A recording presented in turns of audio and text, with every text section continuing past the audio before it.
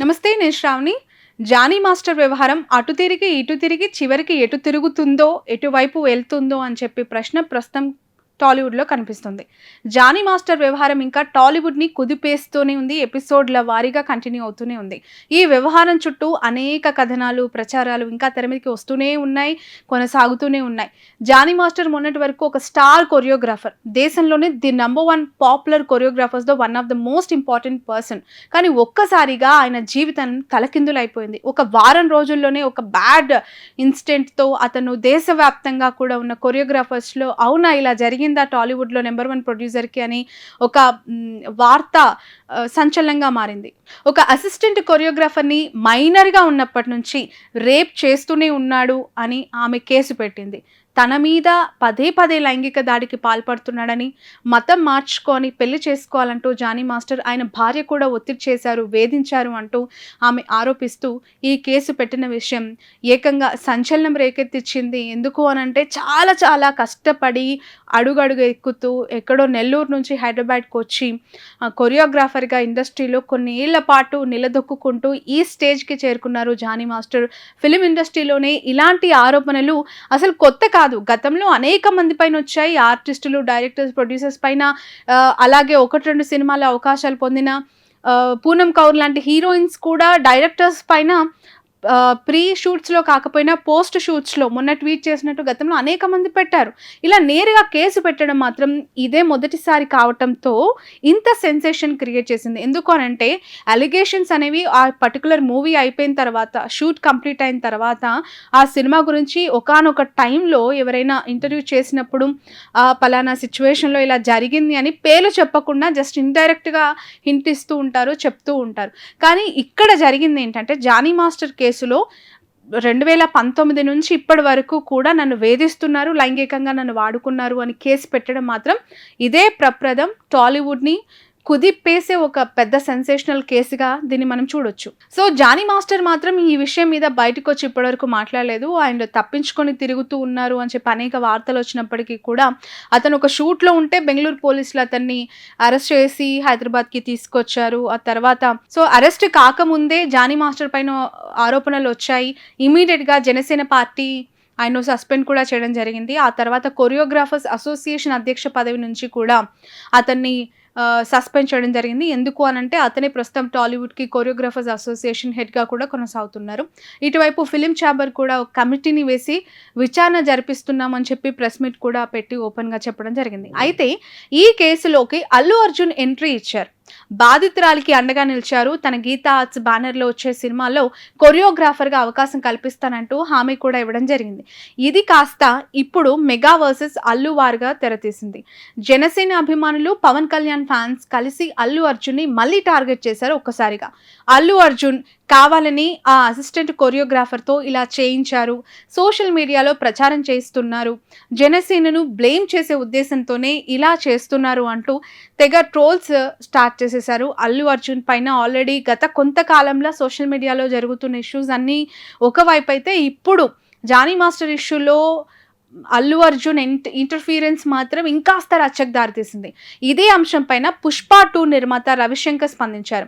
ఆ assistant choreographer 'Pushpa 2'కి కేవలం additional కొరియోగ్రాఫర్‌గా మాత్రమే చేసిందని చెప్పారు. ఈ ఇష్యూ కేవలం జానీ మాస్టర్‌కి, ఆ అమ్మాయికి సంబంధించిన అత్యంత వ్యక్తిగత విషయమని, దీనికి అల్లు అర్జున్‌కు, సుకుమార్‌కు ఎలాంటి వ్యక్తిగత సంబంధం లేదని కూడా మైత్రి నుంచి ఆయన క్లారిటీ ఇచ్చారు. జానీ మాస్టర్‌తో తాము ఇంకో ఐటెమ్ సాంగ్ చేయించుకోవాల్సి కూడా ఉందని, ఈలోగానే ఇలాంటి పరిస్థితి జరిగిందంటూ ఆయన క్లారిటీ ఇచ్చే ప్రయత్నం చేస్తున్నారు. అటు జానీ మాస్టర్ భార్య వాదన మరోలా ఉంది. తన భర్త జానీ వెంటనే ఆ అసిస్టెంట్ కొరియోగ్రాఫర్ పడిందని, తన భర్తను వేధిస్తే తాను సీరియస్ అయ్యానని తెలిపింది.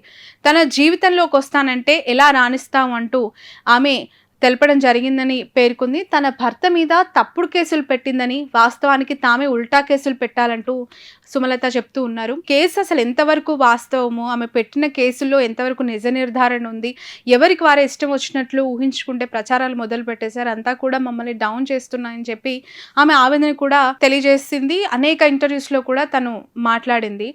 జానీ మాస్టర్ ప్రస్తుతం కస్టడీలో ఉన్నారు. తను తప్పు చేశానని ఒప్పుకున్నారంటూ కూడా కొన్ని వార్తలొచ్చాయి. కానీ పోలీసులు మాత్రం అఫీషియల్‌గా ఎక్కడ అధికారికంగా జానీ మాస్టర్ తప్పు ఒప్పుకున్నట్లు అనౌన్స్ చేయలేదు. ఇటు జానీ మాస్టర్ భార్య కూడా వేధించింది అని చెప్పి ఎఫ్ఐఆర్‌లో ఉంది. కాబట్టి తనని కూడా త్వరలో అరెస్ట్ చేస్తారు అనే ఊహాగానాలొచ్చాయి. అయితే ఇది ఒక అసిస్టెంట్ కొరియోగ్రాఫర్ సమస్య మాత్రమే కాదు. ఇండస్ట్రీలో మహిళలకి సంబంధించిన అత్యంత సున్నితమైన అంశంగా దీన్ని తీసుకోవాలని అనేక రకాల క్రాఫ్ట్స్ నుంచి డిమాండ్స్ వస్తున్నాయి. ఇండస్ట్రీలో అమ్మాయిల రక్షణ కోసం ఇప్పుడు ఫిర్యాదుల బాక్స్‌ను కూడా ఓపెన్ చేయడం చాలా విడ్డూరంగా ఉందంటున్నారు చాలామంది. కేరళలో కమిటీ వేసినట్లు ఇన్నేళ్లు టాలీవుడ్‌లో ఎందుకు ఓ కమిటీని వేయలేకపోయారు? ఒకవేళ యాక్టివ్‌గా ఉంటే ఆ కమిటీ ఎందుకు బయట ప్రపంచానికి తెలియకుండా చాలా హిడెన్‌గా ఉంచారు? అండ్ అల్లు అర్జున్ సాయం చేయటానికి ముందుకొస్తే ఆయన్ని విమర్శించడం ఏంటో అర్థం కావట్లేదు అని చాలామంది మాట్లాడుతున్నారు.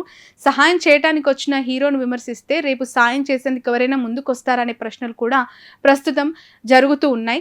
ఏదేమైనప్పటికీ కూడా ఇదొక జానీ మాస్టర్ వ్యవహారంగా చూడకుండా ఇండస్ట్రీలో జరుగుతున్న మహిళల భద్రతకి సంబంధించిన ఒక ఇష్యూగా చూసి కఠిన చర్యలు బాధ్యులపై తీసుకోవాలి. బాధితుల తరపున ఇండస్ట్రీ ఉండాలని చెప్పి అనేక మంది మహిళా సంఘాలు కూడా డిమాండ్ చేసిన పరిస్థితి మనం చూసాము. లేటెస్ట్‌గా ఈ ఇష్యూలు అంటే ఏదైతే బాధితురాలు సృష్టి వర్మకి సంబంధించి కేసులో అల్లు అర్జున్ ఇన్వాల్వ్ అయ్యి కొరియోగ్రాఫర్‌గా అవకాశం ఇచ్చారు. బాధిత మహిళకి ఒక స్టార్ హీరో అండగా ఉన్నారు అనే వార్త ఒకవైపు అయితే, పవన్ కళ్యాణ్ జానీ మాస్టర్‌కి బెయిల్ ఇప్పించడంలో క్రియాశీలకంగా పనిచేస్తూ ఉన్నారు. ఎందుకంటే నేరం రుజువు కాలేదు. ఇంకా విచారణలో ఉంది. అతను రిమాండ్‌లో ఉన్నారు కాబట్టి అతనికి బెయిల్ ఇప్పించడంలో తప్పేముంది? పవన్ కళ్యాణ్ ఖచ్చితంగా అతనికి ఇలాంటి ఇబ్బందికర వాతావరణంలో ఆ పరిస్థితుల్లో జానీ మాస్టర్‌కి పవన్ కళ్యాణ్ బెయిల్ ఇప్పిస్తే అందరూ సంతోషిస్తారు అని చెప్పి కూడా వార్తలొస్తూ ఉన్నాయి. సో అత్యంత తొందరగా తనని బయటికి తీసుకురావటానికి పవన్ కళ్యాణ్ చాలా కృషి చేస్తున్నట్లు తెలుస్తున్నాయి. ఎందుకు అనంటే గతంలో కూడా కేశవ అనే ఒక ఆర్టిస్ట్‌కి సంబంధించి అతను 'పుష్ప 1'లో ఉన్నారు.